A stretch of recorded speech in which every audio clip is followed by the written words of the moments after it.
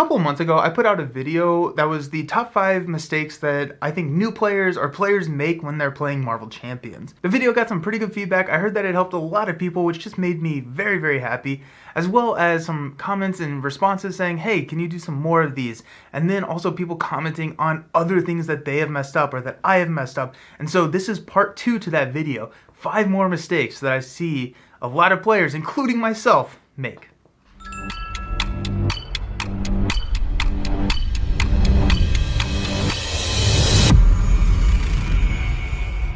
Welcome to Nelson All Over Cards. My name is Nelson, and today we're diving into some more mistakes that I see come up pretty frequently in Marvel Champions. Now, this is part 2 to a video. You don't have to have seen the other video to watch this one, but I do recommend you also take a look at that one.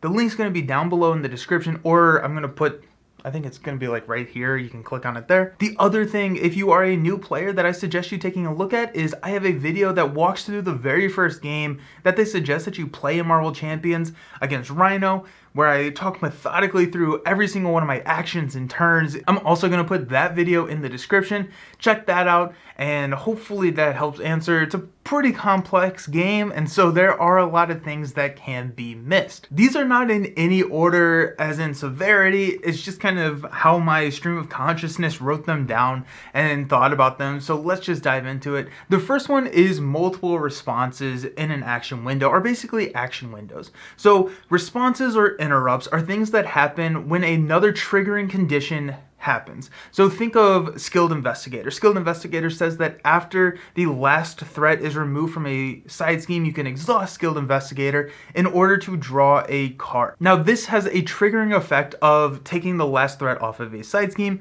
which leads to the response. You can trigger multiple responses off of the same action. So take Justice Served, for instance. Justice Served says that once you thwart and remove the last threat from a scheme, you can use Justice Served, discard Justice Served to ready your hero.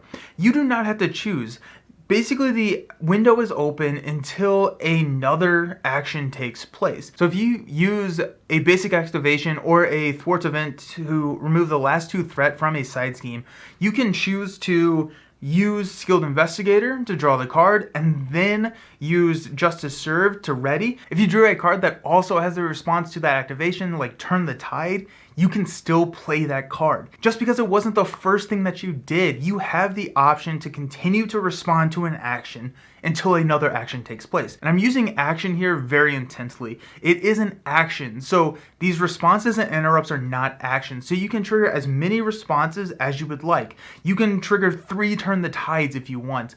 But as soon as another action takes place, that can be a basic activation or a card that says action, you can no longer respond to the current triggering action. I said action a lot there, but let me give an example. In our situation, we used our basic activation to remove 2 threats from a side scheme, which brought it down to 0, triggering Skilled Investigator. We draw a card. Then we use Justice Served, discard, and we get to ready.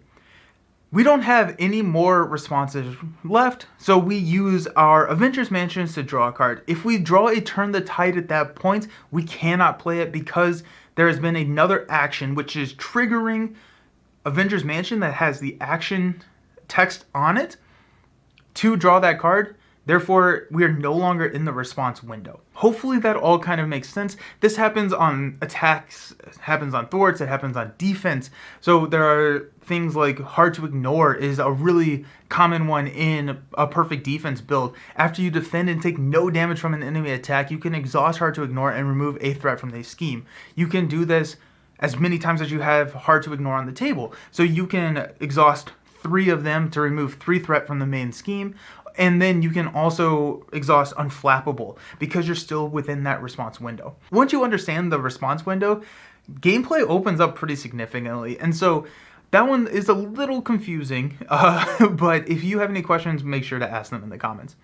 The next one up is when actions can be taken. This is kind of similar to the last one, but we're talking about specific actions, not responses or interrupts. Responses or interrupts can be triggered anytime that the triggering condition is met. So if it's a Hard to Ignore and the villain attacks you in the player phase, you can still trigger that. You don't have to wait until a villain phase. You can trigger it anytime the response or the triggering condition is activated. Actions, on the other hand, can only be taken in the player phase. And so one of the biggest, notorious, worst offenders of this is Helicarrier in the villain phase. You cannot use Helicarrier to pay for any card in the villain phase. Helicarrier in itself is a player action, meaning that it can only be activated during a player's turn. Now, when it is a player's turn, and now I'm talking about multiplayer, because you can trigger actions on another player's turn. A player can call on an action. That's what it's called in the rulebook. You can say, hey, can you do an action for me? When they do that, you can do any action that is printed on your cards. Again, action keyword, bold action text is what I'm talking about here. Or any event card in your hand that has an action. You cannot basic activate. So if you're sitting there with Thor, you cannot call, hey Thor, can you attack this minion with a basic activation? He cannot do that. However, if he has a attack card in his hand, he can play that to then attack that minion. Also, going back to our Helicarrier example, if the next player in turn has a Helicarrier, they can use that action on my turn to reduce the next cost of my card played by 1.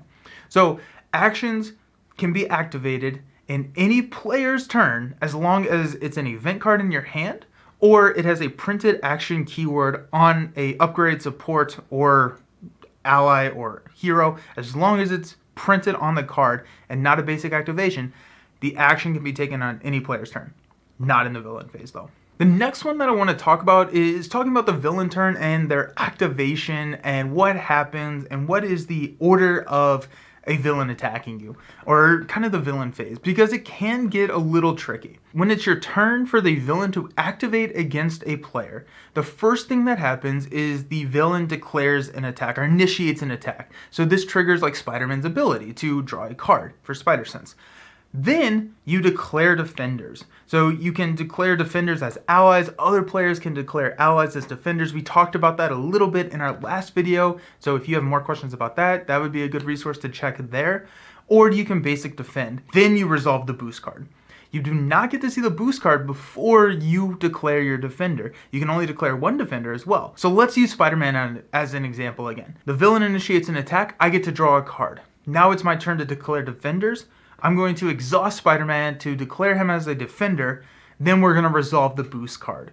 That's the order of operations. Now, protection makes this really tricky because protection has a lot of responses and interrupts based off of different timings in this window. So for example, let's look at expert defense. So expert defense says when your character defends. So that means you are exhausting, or I guess you could technically play it when you are playing a defense card. When your character defends, you get +3 defense to that attack. That is step 2. So initiate, declare defenders. That's step 2. However, each one of these protection cards is going to tell you when it can be played. So sidestep specifically says when a boost card is turned face up, that's when you would play sidestep. So you get to see the boost card before you actually play sidestep. However, like something like desperate defense, it says when you defend, you could play desperate defense. So that's before you get to see the boost card. So make sure you're reading the cards very carefully. I am probably one of the biggest offenders of this because I'm horrible at reading the cards. But read the cards. It will tell you when you can play them and exactly when in that window it happens. I kind of think of it as I know Magic has the term stack. I have honestly no idea what that means, but I think of it as kind of an iterative process. So initiate, am I going to play anything? No. Declare defenders, am I going to play anything? No. Resolve boost cards, am I going to play anything? Yes, I'm going to play preemptive strike. So that's how I think of it. It's boom, response, boom, response, boom, response. Then all the minions attack you, etc., etc. So, declaring defenders, what happens when a villain attacks you? There are also villain attachments that happen when they initiate an attack. So, like Crossbones Machine Gun says that when Crossbones attacks you, that is right there at the beginning. He initiates the attack, Crossbones Machine Gun interrupts and triggers right then and there. So, any tough status cards are going to go wiped away before Crossbones actually attacks you. If you're methodical, you can get there, but it can be kind of convoluted especially now that we're getting a lot of these cards that trigger at different stages in that stack. it can be pretty confusing. Number 4 is Mulligans and Drawing at the end of your turn. I kind of combined these two because I saw a couple of questions on both, and I thought I could kind of sneak another one in here. So Mulligan is at the start of the game, you draw up to your printed hand size. The majority of heroes, it's 6, right? There are a couple odd exceptions that are lower than that, but usually it's 6. So draw up to 6, and then before you do anything, you can choose any of the cards that you do not want. You discard those cards. They do not get shuffled back into the deck. So this is different than Lord of the Rings. This is different than Arkham. Those cards are discarded. You will not see them again until you reshuffle your deck once you have decked out. So if I only want to keep 3 of them, I will discard 3 cards. Then I get to draw 3 new cards. So that's the order that it is. And any card that you discarded is in your discard pile. They don't get shuffled back in. It's a pretty harsh mulligan rule. It's the other mulligans are significantly more forgiving for Lord of the Rings and Arkham. Now, drawing up at the end of your turn, you draw to your printed hand, or you draw to your hand size. Now, things can modify your hand size, so you have to make sure that if you've played Assess the Situation, maybe you're drawing extra cards. But before you draw any of those cards, you can choose to discard any cards from your hand and then draw up to that hand size. So if you have played it, Assess the Situation, and now your hand size is 6, going into the villain phase, you have 2 cards left over. You really don't need to play one of those cards. You can discard that 1 card and then draw 5 new cards, bringing your hand size up to 6. You're not drawing 6 new cards unless you have a hand size of 0. You're drawing up to your hand size. And you can discard any cards you do not want before drawing up. So you have a little bit of flexibility in, not getting stuck with cards in your hand, which is very, very nice. And then last and definitely not least, and I still have not figured out a way to concisely say this, but it's like acceleration tokens, acceleration icons, hazard icons, crisis icons, and amplify icons. So these all have different effects that are all bad. We don't like them. And the 2 that I really want to focus on are acceleration icons, the ones where you add additional threat, and then the hazard icons where you're drawing additional encounter cards at the end of the villain phase. Let's start with acceleration icons. I guess I'm kind of combining 2 again. So top 7 mistakes I see players making. But acceleration icons means you add 1 additional threat per acceleration icon to the main scheme at the beginning of the villain phase. So this is not 1 per player, which is something that I see a lot of people having questions around. And so if you're playing a 3-player game, you have 1 acceleration icon. If the main scheme is going up by 1 per player and 1 acceleration, you're putting 4, not 6. Hopefully that makes your games a lot easier, but the acceleration icon means 1 instance of 1 more threat. Now, if you had 3 acceleration icons, you'd be placing 6 threat on the scheme at that time.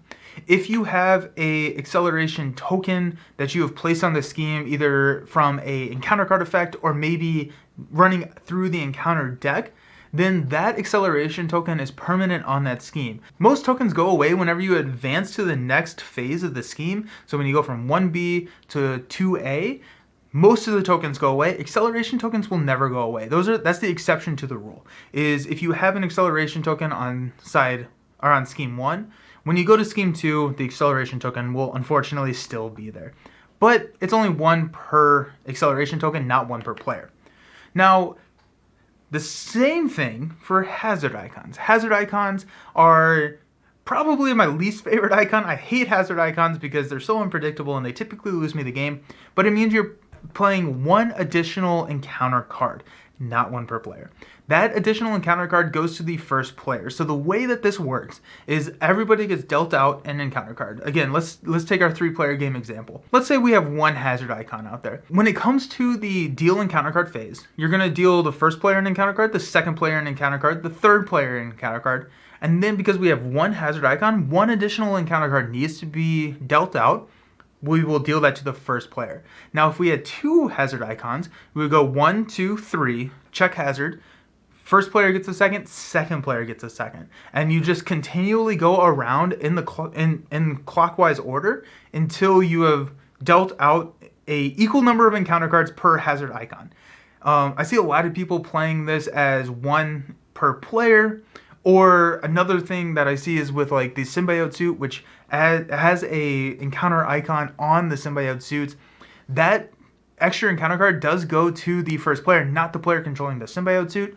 And so that's another thing that I've kind of seen, which I guess It's kind of a edge case, so maybe I didn't need to mention that, but I see that question a lot. But anyways, the hazard icon, the first player is going to be resolving more of those encounter cards. So those are 5 more mistakes that I see a lot of questions around. I see a lot of people making the mistakes. These videos are meant to be informative, so what I invite you to do is ask more questions in the comments. If you have questions, or if you have more rule mistakes that you see people or have had people ask you, please throw those in the comments. Let's create a database. I want to do more of these videos and help new players come to the game. I think this is a phenomenal game. I love this game, and I love being able to bring new players in, and hopefully these videos can help with some of those weird rules, or some of the more frequently missed rules. I hope this helps, and I hope it makes it easier for you. I think a lot of these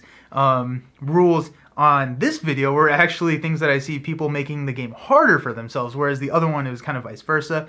So hopefully this video makes the game a little bit easier for you all. But yeah, so that's Marvel Champions. I guess the next 5 rules that I see a lot of people making. If you enjoyed this content, I do a lot of living card game content. I do Lord of the Rings, Arkham Horror, Marvel Champions, weekly live streams, and talking head videos like this. I do a lot of it. If you enjoyed it, go ahead and give the video a thumbs up, and if you can subscribe to the channel, it does go a long way in helping me promote the content.